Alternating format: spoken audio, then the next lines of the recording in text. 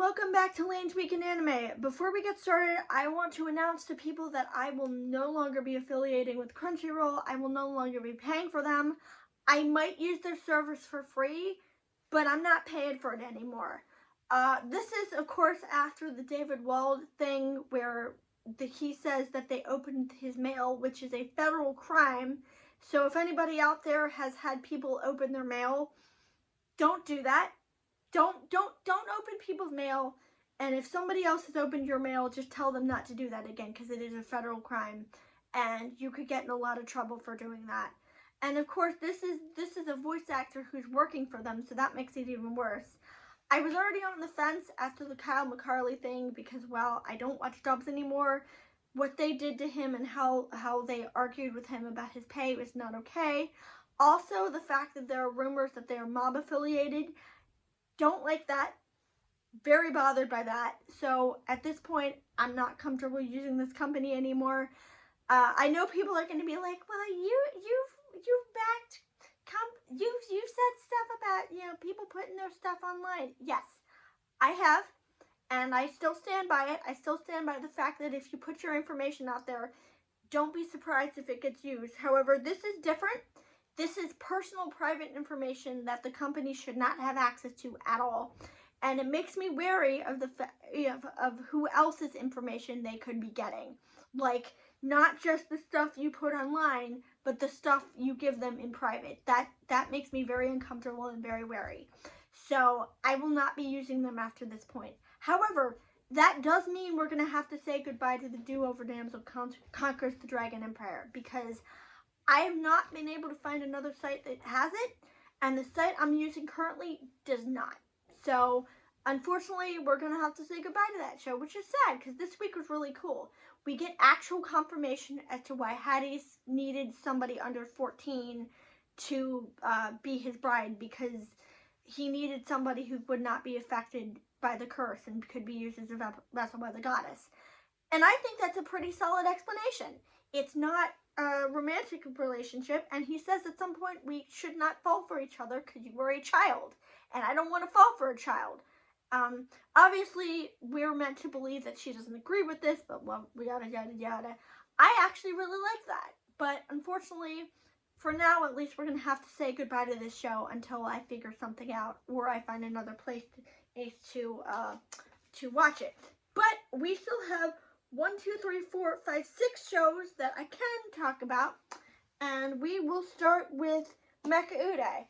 Last week, we found out that Aki's sister Fubuki is still alive, and that she was attached to a mecha named Amaryllis, and immediately, I knew something was hinky, because Amaryllis looks like one of the corrupted Mecha Udays, and the way she talked just put me off very much, and I was correct.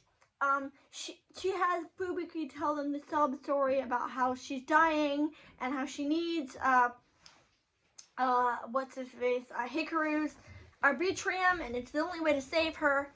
And I'm like, no, this doesn't smell right, especially because we don't know why she needed his arbitrium. I have a feeling that she wanted Hikaru's body because she wanted to attach herself to him, but I don't know. Show never explained, but as we found out, I was correct. Amaryllis is cray-cray. And they beat her, and I believe it's somebody rips her off of Fubuki. I forget who. I think it's Hikaru, but somebody, and I like the fact that June is now helping too. Hikaru basically ropes June and somebody else into coming with him. They don't want to. They're like, I don't want to be here, but he basically ropes them all into coming. And I like the fact that June's logic is, I want to figure out what your secret is, so I'm just going to follow you everywhere, even though I don't want to be here. And I like that dynamic. It's very funny. Because if you remember, they were supposed to have a study party, but no, they all get roped into going to rescue Aki. Not gonna lie, I wish Aki had gone through with fighting him, because that was kind of a dropped plot thread. Because Amaryllis was like, hey, you need Hikaru's arbitrium, and the only way to get it is basically to beat the crap out of him. But then Hikaru was like, oh, no, there's got to be another way, and Aki just caves. And I felt that was kind of weak.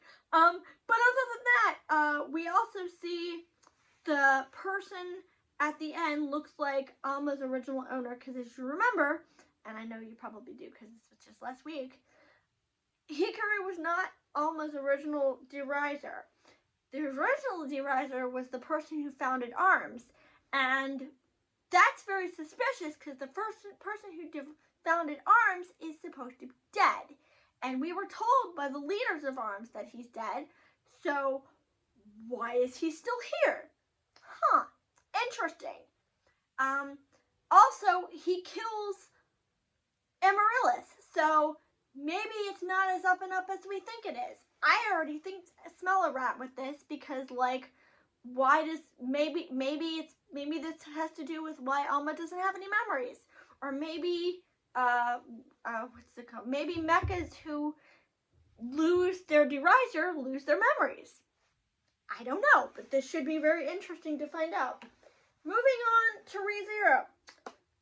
Basically, I almost put this in the red, but we do get enough interesting material that I kept it out of it. Basically, what's her name? Emilia tries to escape Regulus, and she discovers that he does not so great things to his brides when he doesn't need them anymore. Also, I don't know why Emilia didn't know he was an archbishop. That just seemed very weird to me. You'd think she would have known, but no, she doesn't know. Also, I thought the whole point of her like walking on the ledge was to escape, but then she goes right back. So I don't understand that scene entirely. She overhears something with him and somebody else, and it's clearly, you know, they're setting something very suspicious up. But like, that was entirely pointless.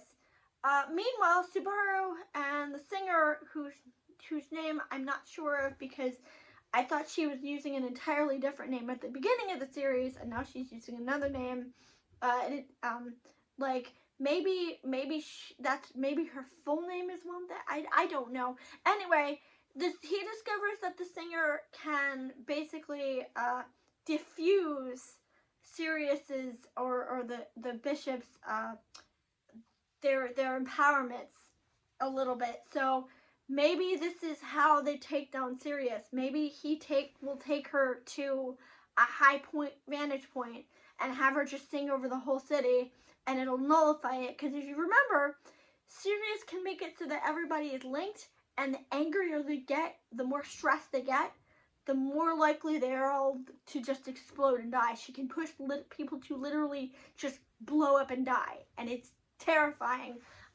We also find out that they now officially know that Capella wants 3 things, one of which is impossible, so good luck with that. Other than that, I don't really think there's anything. Oh yeah, Priscilla is here now, and she helped heal Subaru, and we discovered that he wasn't in fact affected by the dragon blood, and the dragon blood makes it much harder to heal you, and it gets inside you and just to mutate you. And those eggs that we saw, yeah, those are now monsters, and I have a feeling they were people at one point. Like, that's creepy. That's really creepy. Exorcist. First and foremost, Lightning and Bond, because I'm not calling this a girl, because Bond is a cooler name. They are investigating the events that are causing the demons to expand, I believe, or something like that. And they are looking into it, and they have more people to talk to, so it looks like we're gonna get more cast members. But that conversation between Lightning and Shima is interesting because it's not very clear, because Shima knows stuff. He knows something about what's going on, because if you remember, he's a double agent who was sent to be a spy for the Illuminati, but he's also working for the heroes. So he clearly knows stuff, but being the little pest that he is, he's not going to tell us. I do wish instead of that, it was more along the lines of he's a traitor, but he still has attachment to his friends, and he doesn't want to see them get hurt, so he's kind of playing both sides of his own accord. I wish he wasn't actually a spy, because it would be a much more interesting dynamic to me. But we get a long segment of Rin and Shiami and their banter about their relationship. I don't really care, and it's just way too long. Also, Shura confronts Mephisto about what he's been doing, and basically is like, I know you're up to something, and if you hurt Rin or any of them, you will have to answer to me. Also, apparently Hachiro is still alive. I thought he died, but no, apparently he's still alive, and there's something clearly hinky about that, which Shura also thinks is very hinky, and she thinks Mephisto has something to do with it. We don't really get anything with Yukio this week, so looks like that's gonna have to hold up. And finally, in the good side is Acro Trip. We finally meet Shotaro's character. Finally, after so many weeks, I've been waiting 6 weeks. It is halfway through, and we finally meet him. And of course, being that the show can never be normal, he is found floating down a river. Because of course he is. Although, ironically, he is still the most normal member out of the entire cast. Which, knowing him as a Seiyu is very weird. But basically, we also get confirmation that Mashiro is Mashima, who was Chroma's childhood friend. And they were classmates who decided, I don't know if they decided to be evil together. They decide to join Fossa Magna, and they find Baryu, obviously, as I said, floating down a river. And Baryu's like, okay, I only need 1 henchman, so y'all are just gonna have to compete to see who the henchman is going to be. And I smell very much hinkiness with this, mostly because when he wins, Baryu put something on him that turned him into a dog, and of course Mashiro freaks out and runs off, and I have this feeling that was on purpose, because Baryu doesn't even make any attempt to explain what is going to happen about this. Maybe he was supposed to be the mascot, but now it seems like Chroma is number 2, and Chroma has some kind of power, which I don't think we're really aware of yet, but it's clear to me that something else is going on. Like maybe Fossa Magna wants this power. And obviously Mashiro is found by Berry Blossom, and I'm surprised he doesn't hate what's Chroma more. I'm surprised he's so calm about Chroma. You'd think he'd be wanting to rip him limb from limb.